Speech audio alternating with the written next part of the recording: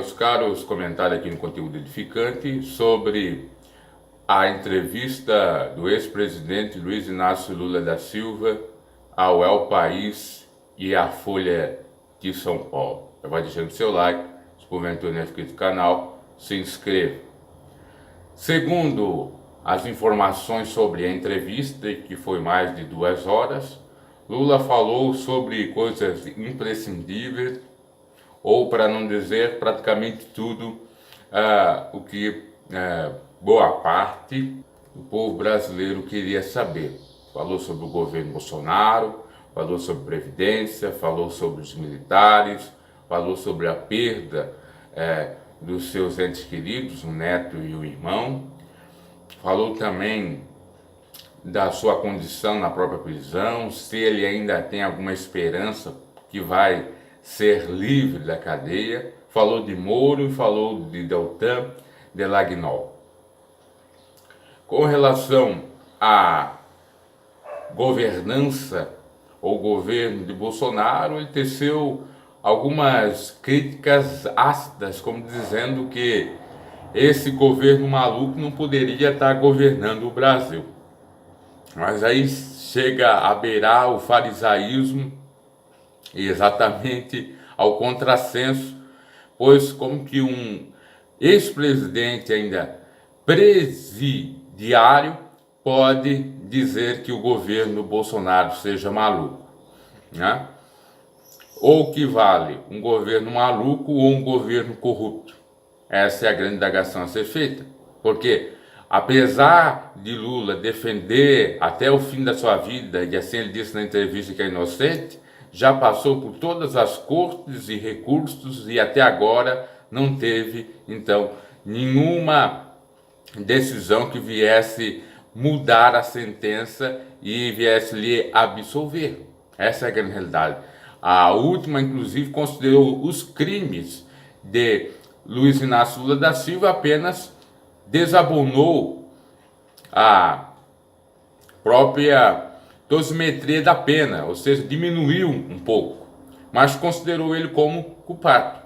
E ainda há de se dizer que tem bastante processos, né? Dentre um outro, que é um dos principais, o do sítio de Atibaia, que ainda está para ser julgado. E que se ele for condenado em segunda instância, então aumenta a sua pena e ele tem 2 condenações sobre si. E dificilmente sairá da prisão. Agora, se ele for inocentado ou for absolvido, ele já poderá, se estiver só condenado com esse primeiro processo, que é referente, aliás, não é ao sítio, é sim ao prédio triplex, já a partir de setembro, porque cumpre 1/6 da pena, e ele vai para o regime semiaberto, onde passará o dia em casa e de noite vai, morar ou pernoitar na cadeia, na prisão.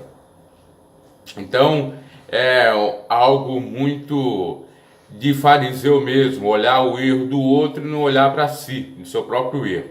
Tanto é que, quando ele foi indagado referente àquele posicionamento do Cid Gomes, que disse que o Lula está preso, babaca, ele mesmo disse, é verdade, eu estou preso, só não deveria ser chamado as pessoas de babacas, né? Mas com relação àqueles que são fanáticos do PT e de Lula, até não tira a razão do Cid Gomes, né? E tudo isso, obviamente, trata-se de marketing político, tanto as falas do próprio Lula como de Cid Gomes e de qualquer um outro, né? Lula falou, e aí eu vou concordar um pouco com ele, referente à Previdência, que no governo dele, ele não precisou cortar dos mais pobres para então deixar a dívida atenuada, ou nem ter a mesma, no caso, né? Deixar pelo menos um saldo positivo. Parece que, segundo a informação dele, foram 200 e poucos bilhões de saldo, né? E agora o governo quer economizar 1 trilhão tirando do mais pobre. E ele critica, cadê os cortes de privilégios? Cadê o nome, o CNPJ ou o CPF dos mesmos, principalmente o CPF, que vai cortar dos gastos, né? E aí o CNPJ poderia ser exatamente apurar as dívidas das empresas para pagar, então, a Previdência, né? E nisso eu concordo, que existe outra forma para economizar, para amenizar a dívida pública, ou para deixá-la para tirar, remover e deixar, então, as contas públicas com até um saldo, um superávit. Aí sim. Ainda falou sobre a perda do seu irmão, do seu neto, que realmente foi triste, que sofreu, que com relação ao seu neto foi até um golpe baixo, porque estava vivendo muito, daria até a sua vida pelo neto e tal. Claro que ali tem uma jogatina política, né? Tudo que o Lula vai fazer comício, né? Referente a qualquer temática. A gente respeita a dor, obviamente, mas é um marketing político. Ainda agradeceu o general Mourão por ter liberado ele por ir, né? Ou pelo menos não liberado, mas ter opinado favorável a isto, já contrariando o próprio filho do Jair Bolsonaro. Falou que ele ainda crê que a justiça será feita, que mesmo que dure bastante tempo, que ele chegue aos 100 anos, mas que ele vai ser solto e vai provar sua inocência, e vai provar que Deltan Dallagnol é mentiroso, e também o Sérgio Moro, que tudo foi um complô, que eles inclusive queriam fazer a fundação ali com dinheiro recuperado da Petrobras referente às corrupções e tal, mas é aquele fundo, né, para ajudar nas operações, que aquilo ali seria o criança esperança deles. Então ele se valeu de vários artifícios aí de retórica e também, obviamente, algumas figuras de linguagem para criticar o governo e criticar a operação Lava Jato nesse sentido, né? Inclusive o Gilmar Mendes falou sobre essa questão aí desse fundo. Eu não vou tirar um pouco de razão que pode ter essa possibilidade, no entanto, segundo a afirmação do próprio Dallagnol, seria para ajudar no custeio, porque tudo tem um custo, para a Operação Lava Jato. E no demais, o Lula fala o que sempre falou, né? Que o seu povo está com ele, que ele é inocente, que sair da cadeia ele vai visitar aqueles que fazem vigílias lá no presídio, na Superintendência da Polícia Federal de Curitiba, e que quando sair vai tomar uma baita de uma cachaça com todos aí, né? Esse é o Lula, tomar uma cachaçinha, né? E ainda falou que crê que o STF vai mudar, porque o STF já mudou bastante coisas e contra interesse de grandes corporações ou instituições, como por exemplo votou a favorável às células tronco, contrário à Igreja Católica, votou favorável ao casamento homossexual, contrário às lideranças evangélicas. Então ele foi contra as pressões das sociedades ou grupos sociais, e por que não seria agora favorável a ele contra muitos que querem lhe fazer o mal? Então ele teria essa esperança de justiça, porque o STF, segundo ele, poderá fazer isso, né?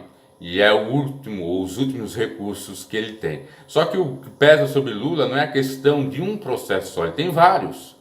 E, como já disse, tem esse outro do Atibaia para ser julgado. E também, a questão é que só nesse primeiro processo, ele já recorreu a várias instâncias e tudo confirmaram a sentença. Então tem provas ali. E demonstra claramente que ele esteve ligado à corrupção, ao suborno e tal. E ele ainda disse, na sua entrevista, que isso já era,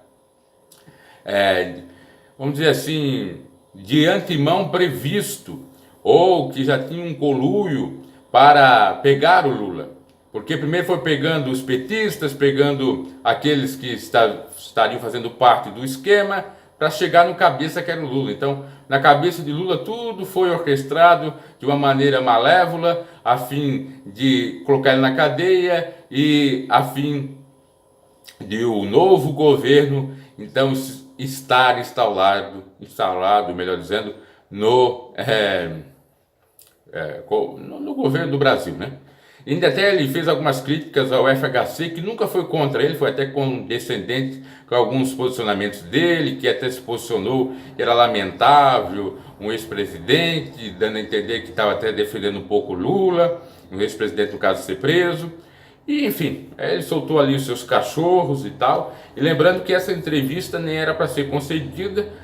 O STF, a priori, impediu, depois o Dias Toffoli liberou e foi concedida para 2 órgãos que são, obviamente, ligados à esquerda, ao País e também à Folha de São Paulo. Abraço e até a próxima. Esse foi, então, o comentário sobre a entrevista de Lula. Dê o seu like, se porventura não é inscrito no canal, se inscreva. E se você percebeu que a minha voz está um pouco atrapalhada, é por conta da troca do aparelho, ok? Abraço.